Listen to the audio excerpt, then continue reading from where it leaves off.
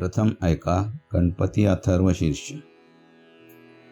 ॐ भद्रं कर्णेभिः शृणुयाम देवः, भद्रं पश्येमाक्षभिर्यजत्राः, स्थिरैरङ्गस्तुष्टुवांसस्तनूभिः व्यशेम देवहितं यदायुः। ॐ स्वस्ति न इन्द्रो वृद्धश्रवः, स्वस्ति नः पूषा विश्ववेदाः, स्वस्ति नस्तार्क्ष्यो अरिष्टनेमिः, स्वस्ति नो बृहस्पतिर्दधातु। ॐ शान्ति शान्ति शान्तिः।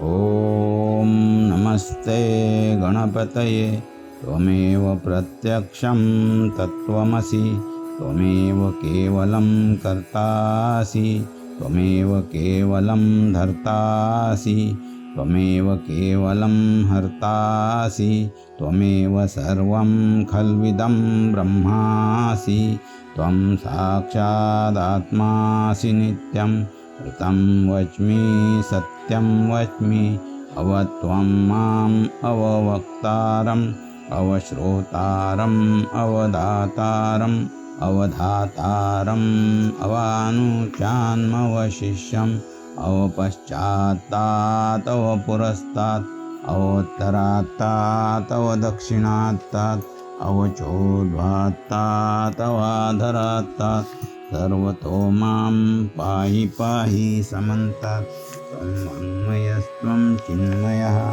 त्वमानन्दमयस्त्वं ब्रह्ममयः, त्वं सच्चिदानन्दाद्वितीयोऽसि, त्वं प्रत्यक्षं ब्रह्मासि, त्वं ज्ञानमयो विज्ञानमयोऽसि। सर्वं जगदिदं त्वत्तो जायते, सर्वं जगदिदं त्वत्तस्तिष्ठति, सर्वं जगदिदं त्वयि लयमेष्यति, सर्वं जगदिदं त्वयि प्रत्येति।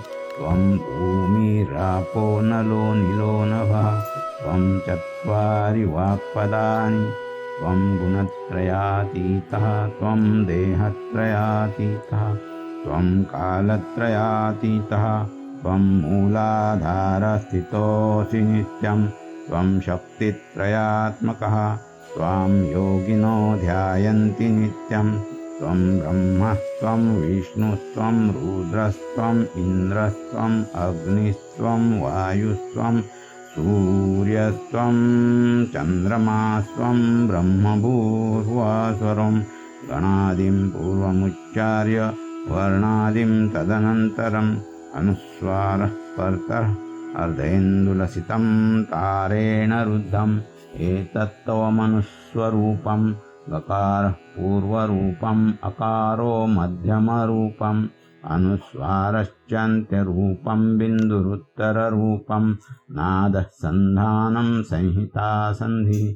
सैषा गणेशविद्या गणकऋषि निःसृद्गायत्री छन्दा गणपतिर्देवतः।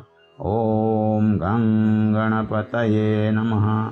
एकदन्ताय विद्महे वक्रतुण्डाय धीमहि तन्नो दन्तिः प्रचोदयात्।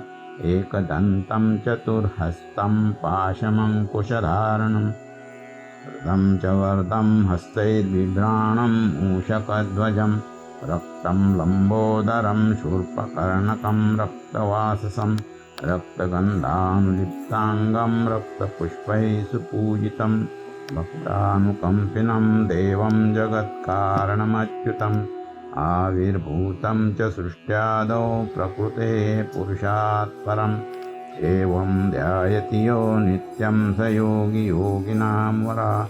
नमो व्रातपतये नमो गणपतये नमः प्रमथपतये नमस्तेऽस्तु। लम्बोदराय एकदन्ताय विघ्ननाशिने शिवसुताय श्रीवरदमूर्तये नमः।